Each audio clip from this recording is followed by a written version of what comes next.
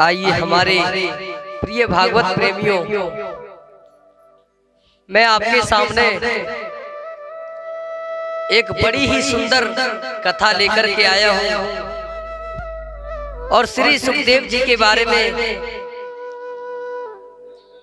सुनाने जा रहा हूँ। श्री सुखदेव जी का जन्म कैसे हुआ है और ये अगले जन्म में कौन थे, इसके बारे में आज आपके सामने सुनाने जा रहा हूँ। जिस समय सौनक जी ने कहा, हे भगवान आप हमें ये बताइए कि श्री सुखदेव जी महाराज ने 12 वर्ष तक मात्र गर्भ में वास क्यों किया। तब श्री सूत जी महाराज ने कहा, हे शौनकादि ऋषियों, आचार्य श्री सुखदेव जी गोलोक धाम में राधा जी की गोद में खेल रहे थे, तो राधा जी ने एक दिन सुखदेव जी से कहा कि बेटा आप मृत्यु लोक में चले जाओ और जन जन में भागवत धर्म का प्रचार एवं प्रसार करो। सुखदेव जी ने कहा, माता संसार में जाते ही मुझे माया पकड़ लेगी, फिर मैं आपके नाम का जाप नहीं कर पाऊंगा। तब राधा ने कहा, नहीं बेटा, मैं आपको वचन देती हूँ कि आप पर माया का कोई प्रभाव नहीं पड़ेगा। तो भक्तों, श्री सुखदेव जी महाराज कैलाश पर्वत पर एक सुख पक्षिणी के गर्भ में जाकर के बैठ जाते हैं। एक पक्षिणी के गर्भ से उन्होंने जन्म लिया। ठंडी ठंडी हवाएं चलने लगी तो वह अंडा हवा चलने के कारण फूट गया। सुखदेव के माता पिता सुख पक्षिणी और पिता तोता दोनों उस अंडे को छोड़कर चले गए और कैलाश पर्वत पर भगवान शंकर वास करते हैं। तो भक्तों, इधर नारद जी ने विचार किया कि अब किसी तरह से श्री सुखदेव जी को धर्म प्रचार के लिए लाया जाए। और वैसे भी पार्वती और भोले में कभी झगड़ा नहीं हुआ है, वो आपस में इतना प्रेम करते हैं, बहुत ज्यादा प्रेम करते हैं। नारद जी ये बात सोचते हुए जा रहे हैं और नारायण नारायण कहते हुए जा रहे हैं। श्रीमन नारायण नारायण नारायण,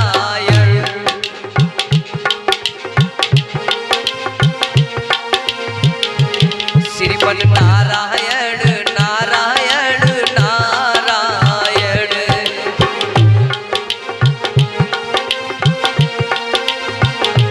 श्रीमन नारायण नारायण नारायण, श्रीमन नारायण नारायण नारायण, श्रीमन नारायण नारायण नारायण।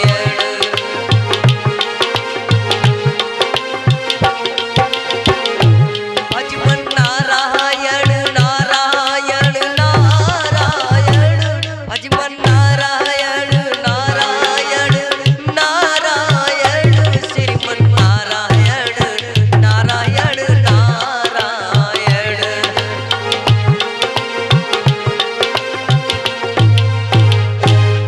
तो भक्तों, देव ऋषि नारद नारायण नारायण कहते हुए कैलाश पर्वत पर पहुंचे हैं और भगवान शंकर गुफा के अंदर हैं। तो माता पार्वती बाहर बैठी हैं। जैसे माता पार्वती ने नारद को आते देखा तो खड़ी हो गई और नारद जी को आसन पर बिठाया। कहा, नारद जी, आज तो मैंने भगवान राम के दर्शन किए हैं और तुम्हें पता है मेरे पति मुझसे कितना प्रेम करते हैं, बहुत ज्यादा प्रेम करते हैं। तो नारद जी ने कहा, अच्छा, आपके स्वामी आपसे इतना प्रेम करते हैं। तो नारद जी सोचने लगे, आज इन दोनों में झगड़ा होके ही रहेगा, देखें कितना प्रेम करते हैं। तो नारद जी ने कहा, हे माँ पार्वती, भगवान ने आपको एक बात तो जरूर बताई होगी। पार्वती बोली, बोलो कौन सी बात बताई होगी? तो नारद जी बोले हैं,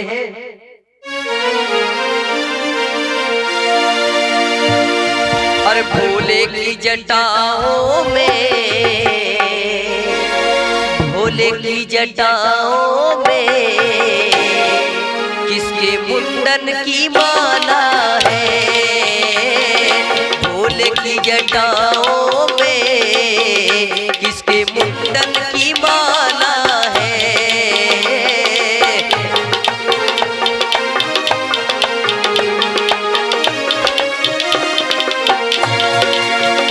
हे मां पार्वती, अगर भोलेनाथ आप मुझसे अगर इतना प्रेम करते होते तो आपको जरूर बता दिए होते। भोले की जटाओं में किसके मुंडन की माला है?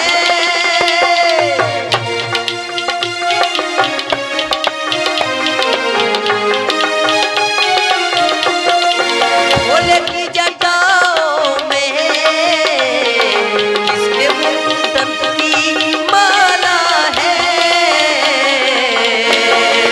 अपने गले हो, अपने गले भोले ने माला क्यों डाला है? अपने गले भोले ने माला क्यों डाला है?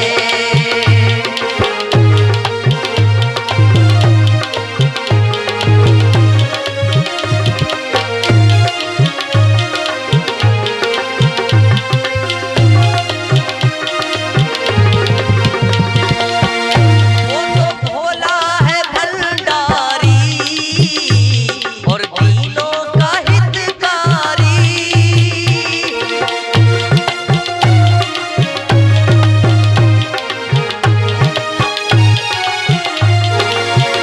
वो तो भोला है भंडारी और दीनों का हितकारी। वो तो भोला है भंडारी, दीनों का हितकारी। अपने गले हो, अपने गले भोले ने माला क्यों डाला है? अपने गले भोले ने माला क्यों डाला है?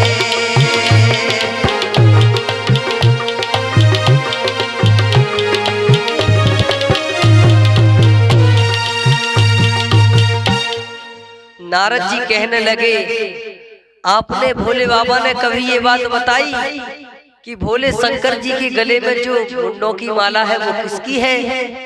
पार्वती जी बोली आप ही बता दीजिए किसकी मुंडों की माला है। नारद जी कहने लगे, वो तो आप जानो, मैं तो नहीं बता सकता, आप भोले बाबा से खुद ही पूछ लेना। इतना कह करके नारद जी चले जाते हैं। इधर पार्वती जी शयन कक्ष में जाकर नाराज होकर सो जाती हैं। भोले बाबा आते हैं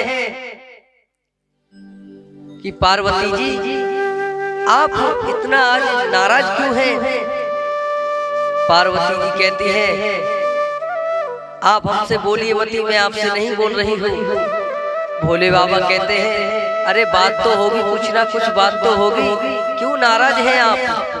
पार्वती जी कहती हैं, आपने कभी हमसे एक बात बताई है, आप तो हमसे बहुत प्रेम करते थे, बहुत प्रेम करते भी हैं, लेकिन आप हमसे एक बात छुपाए हुए बैठे हुए हैं। और भोले बाबा कह रहे हैं, बताइए कौन सी बात है आपके गले में? पार्वती जी बोली, आपके गले में जो मुंडों की माला है वो किसकी है? ये आपके मुंडों की माला है। जब जब भी आप जन्म लेती थी और मर जाती थी, मैं तब तब आपके मुंडों की माला पिरो करके अपने गले में डाल लेता था। और आपके मर जाने के बाद भी मैं इतना प्रेम करता हूँ, इतना प्रेम करता हूँ और करता चला आ रहा हूँ, और आप कहती हैं प्रेम ही नहीं करते। अरे आपके मर जाने के बाद भी हम तो इतना प्रेम करते हैं। अब तो पार्वती जी और गुस्से में हो गई। भोले बाबा आपने तो बहुत ही कपट किया हमसे, और भी बहुत कुछ छिपाया है आपने हमसे। अगर आप प्रेम करते होते तो मैं भी नहीं मरती, आप तो मरते ही नहीं हैं। आप क्या खाते हो जो आप मरते नहीं हैं? क्या कारण है? मेरा जब भी मरण होता है, ओ मेरा जब भी जन्म होता है, मेरा जब जब मरण होता है, बोलो तुम न मरते हो, बोलो तुम क्या खाते हो।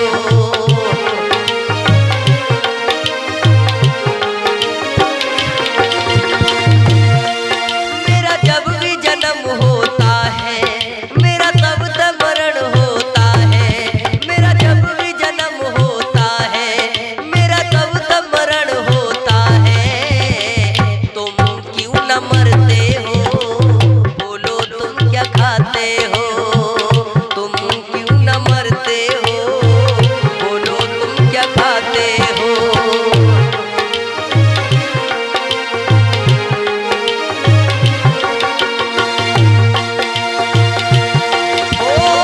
प्रेम करते ही थे तो हमसे क्यों छिपाते हो, प्रेम करते ही थे तो हमसे क्यों छिपाते हो, बोलो तुम क्या खाते हो, बोलो तुम न मरते हो।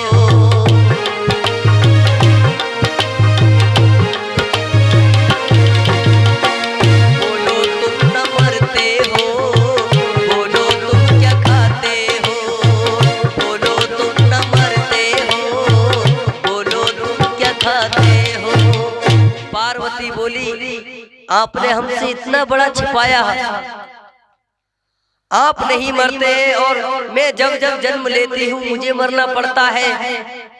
भोले बाबा कहने लगे कि देखिए पार्वती जी, मैंने तो अमर कथा सुनी है, वो भी श्रीमद् भागवत कथा सुनी है, मैं इसीलिए नहीं मरता हूँ। तो पार्वती जी कहती हैं, पार्वती जी चरणों में गिर जाती हैं। पार्वती जी कहती हैं, भोले बाबा स्वामी जी आप हमें जरूर श्रीमद् भागवत कथा का रसपान कराइए, मैं जरूर सुनूंगी, मैं भी अमर होना चाहती हूँ। भोले बाबा कहते हैं, हे पार्वती देखिए, मैं कथा सुना तो दूंगा, लेकिन आप किसी को नहीं कहना, किसी को बताना नहीं। अक्सर औरतों में ये होता है कि अगर एक थोड़ी सी भी बात मिल जाए तो वो वायरल कर देती है, इसीलिए मैंने आपको कभी भी कथा नहीं सुनाई।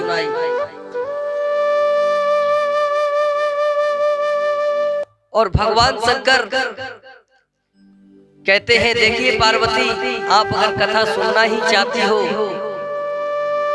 तो आसन पर भगवान शंकर विराजमान हुए हैं। भगवान शंकर कहते हैं, देखिए यहाँ पर कोई है तो नहीं। तो भगवान शंकर ताली बजा करके सभी जीव जंतु पशु पक्षी को भगा देते हैं और पार्वती जी से कहते हैं, हे पार्वती जी जब भी मैं कथा सुनाऊं, जब भी मैं कुछ कहूं तो आप ओम शब्द बार बार बोलती रहना। पार्वती जी कहती है, हाँ स्वामी मैं बोलती रहूंगी। भगवान शंकर कथा सुनाने के लिए तैयार होते हैं।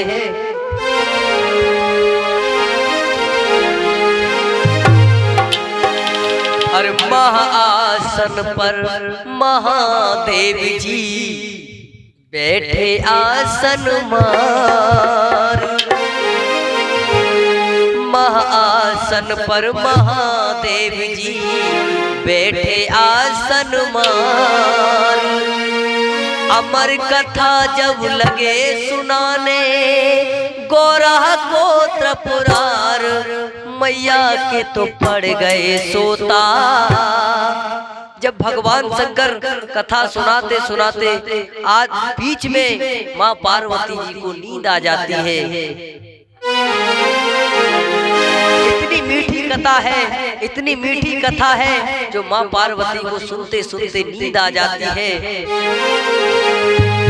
महाआसन पर महादेव जी बैठे आसन मार, अमर कथा जब लगे सुनाने मैया को त्रिपुरार। अरे हाँ मैया को त्रिपुरार, मैया के तो पड़ गए सोता, हुकुरा दे रहा तोता।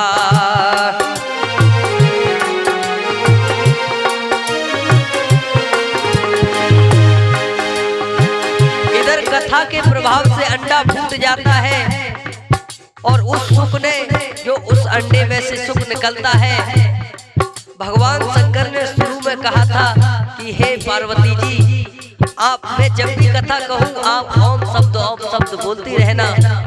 तो माँ पार्वती जी को तो नींद आ जाती है और वो तोता यानी सुख माँ पार्वती जी की जगह ओम शब्द बोलता रहता है। महाआसन पे महादेव जी बैठे आसन मार, अमर कथा जब लगे सुनाने मैया को त्रिपुरार। अरे हाँ गोरा को त्रिपुरार, उमा के तो पड़ गए सोता, हुकुरा दे रहा तोता।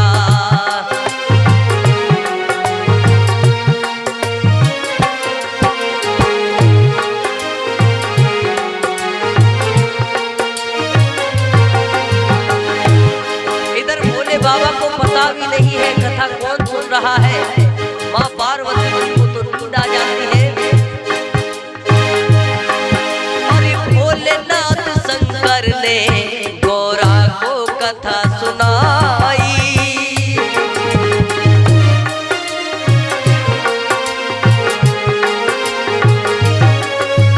भोलेनाथ शंकर ने गौरा को कथा सुनाई।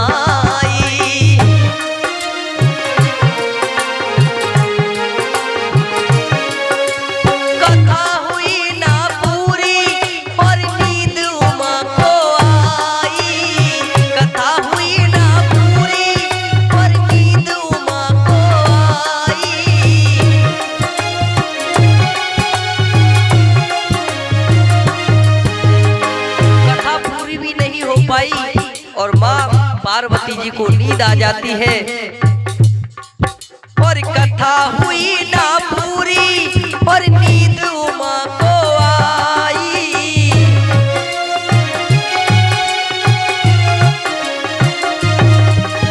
भोलेनाथ जी समझ न पाए, भोलेनाथ जी समझ न पाए तोता की हुंकार। अरे हाँ तोता की हुंकार, उमा के तो पड़ गए सोता, हुकुरा दे रहा तोता। उमा के तो पड़ गए सोता, हुकुरा दे रहा तोता।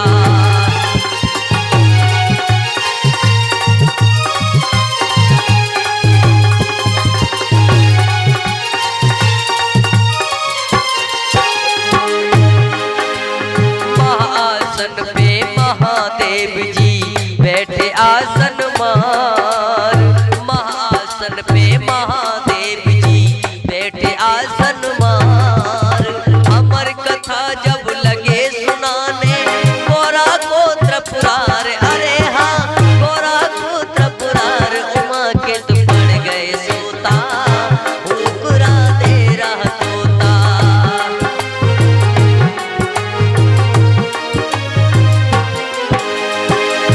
कथा इतनी मीठी है माँ पार्वती जी को बीच में ही नींद आ जाती है।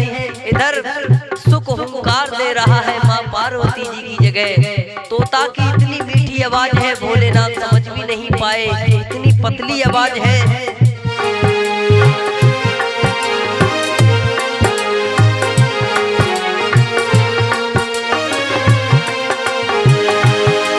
इधर जब कथा समाप्त होती है भोले बाबा जयकारा लगाते हैं, बोलिए राधा रानी सरकार की। बोलिए श्री कृष्ण भगवान की। एकदम माँ पार्वती जग जाती है और कहती है भोलेनाथ अभी तो आप महाराज का प्रसंग सुना रहे थे, आगे क्या हुआ? भोलेनाथ कहने लगे आप कहाँ थी जब से? पूरी कथा हो चुकी, आपको कुछ मालूम भी नहीं है। पार्वती जी बोली हमें कुछ नहीं मालूम। भोले बाबा कहने लगे फिर ये कथा किसने सुनी? हुंकार कौन दे रहा था? पार्वती जी कहने लगी हमको नहीं मालूम कौन दे रहा था।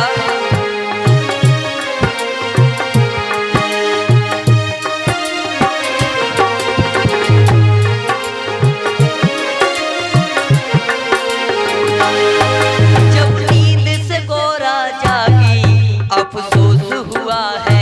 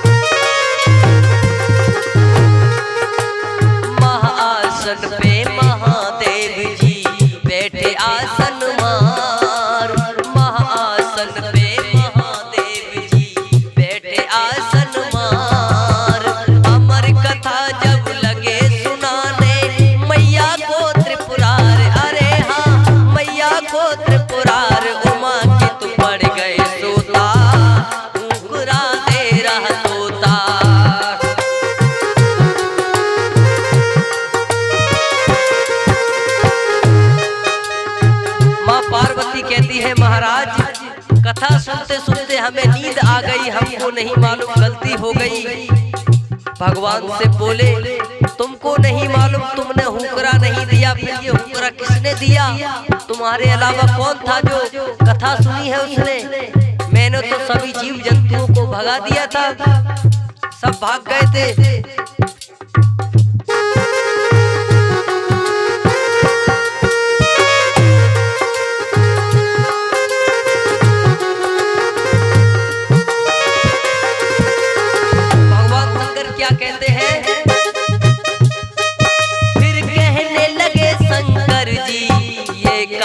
सुनी है किसने?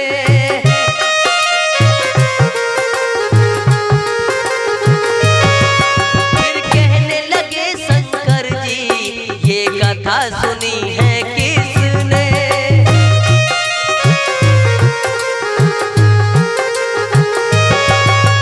जिंदा ना छोड़ूंगा ये कथा सुनी है जिसने, जिंदा ना छोड़ूंगा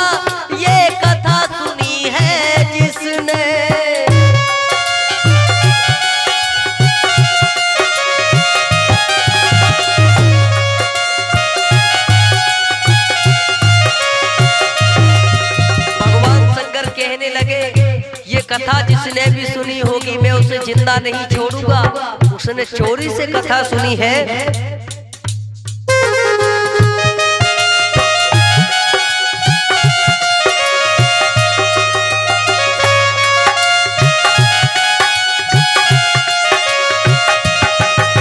भगवान शंकर इधर उधर देखते हैं, दाएं देखते हैं, बाएं देखते हैं, कुछ भी नहीं दिखाई देता है।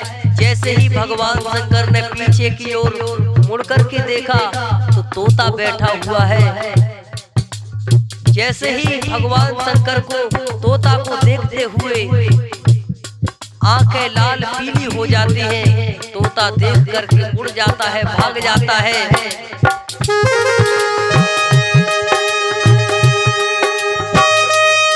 फिर कहने लगे शंकर जी, ये कथा सुनी है किसने?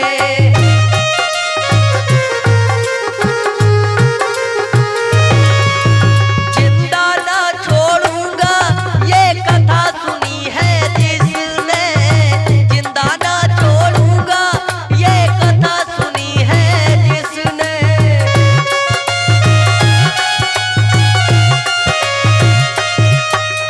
जैसे ही भगवान शंकर ने तोता को देखा, भगवान शंकर ने अपना त्रिशूल निकाला और पीछे की तोता के पीछे पीछे दौड़ने लगे। आगे आगे तोता, पीछे पीछे भगवान शंकर।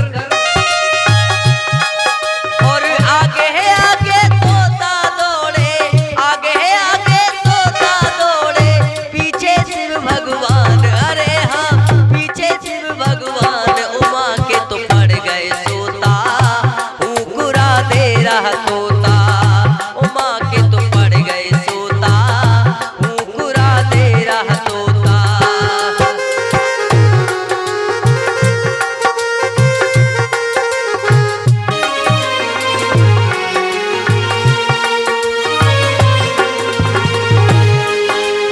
महाआसन पर महादेव जी बैठे आसन मार। महाआसन पर महादेव जी बैठे आसन मार। अमर कथा जब लगे सुनाने, गोरा गोत्र पुरार। अरे हाँ, गोरा गोत्र पुरार। उमा के तो पड़ गए सोता, हुकुरा दे रहा तोता।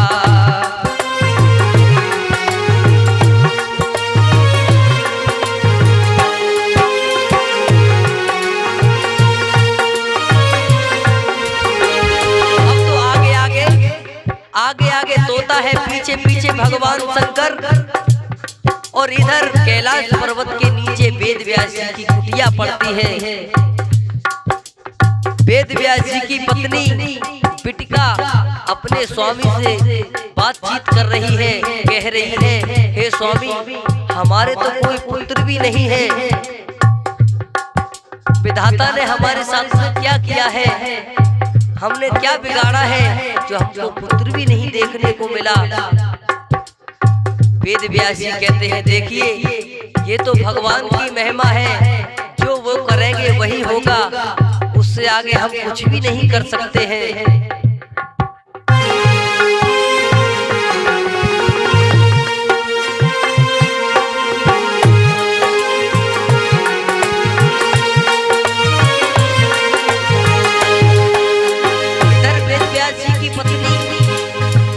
कर रही है, इधर तोता उड़ता उड़ता वेद व्यास जी की कुटिया पर आया है। अरे उड़ते हैं उड़ते तोता, जब वेद व्यास घर आया।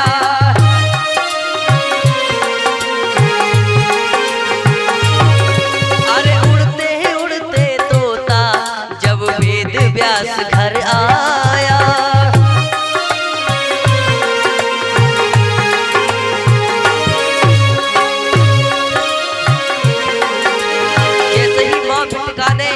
उवासी ली, उवासी का मतलब समझते हो? जैसे ही उवासी ली, वैसे ही वो तोता सूक्ष्म रूप बन करके माँ बिटिका की गर्भ में चला जाता है। वेद व्यास की पत्नी के गर्भ में जाके समाया। वेद व्यास की पत्नी के गर्भ में जाके समाया।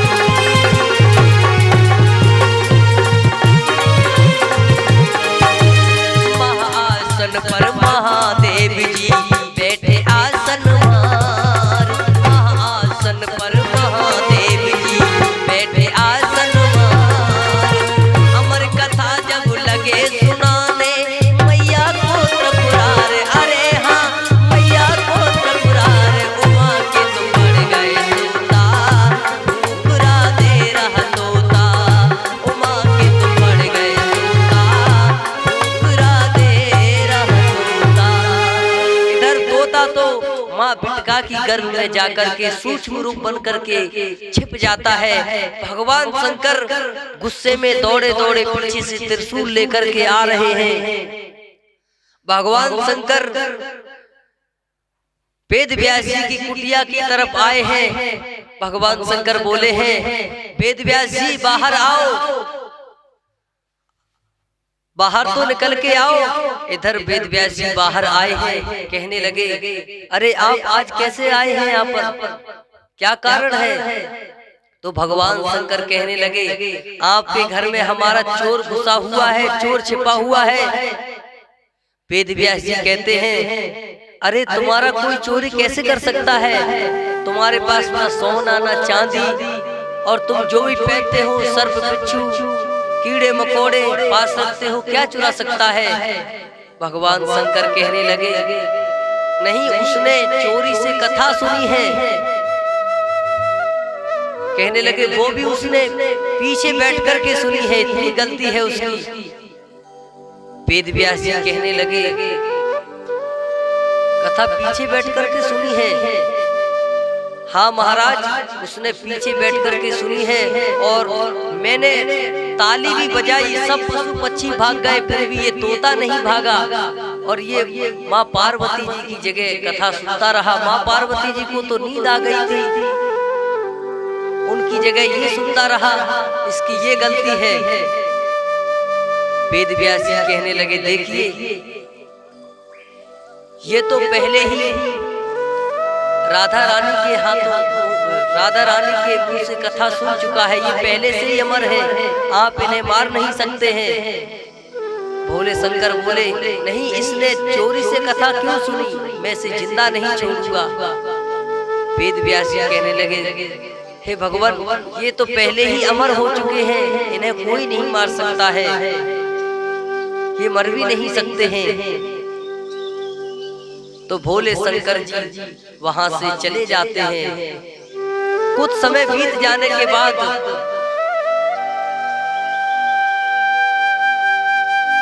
श्री सुखदेव जी माँ की गर्भ में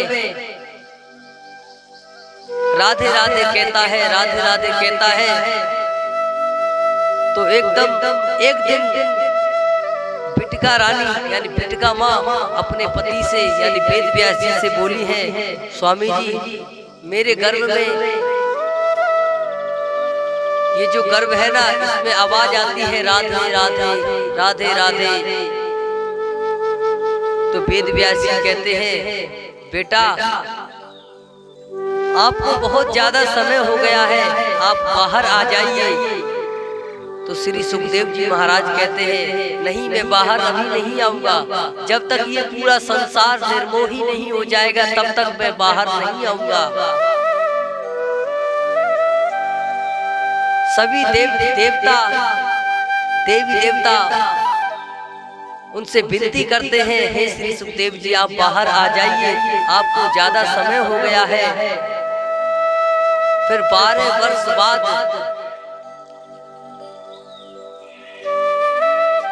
भगवान ब्रह्मा जी ने पूरे संसार को निर्मोही कर दिया। तब श्री सुखदेव जी जन्म लेते हैं, और जन्म लेते ही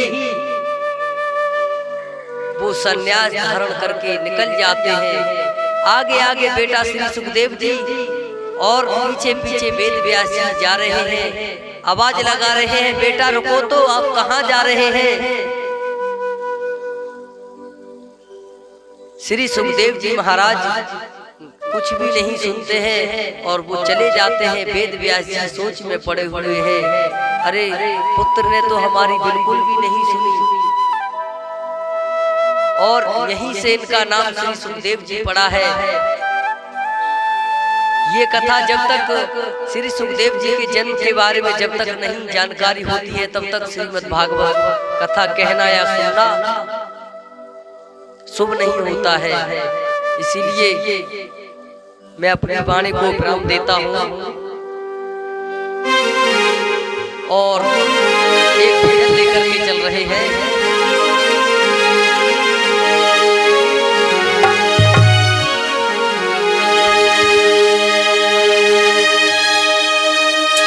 और जहाँ विराजे राधे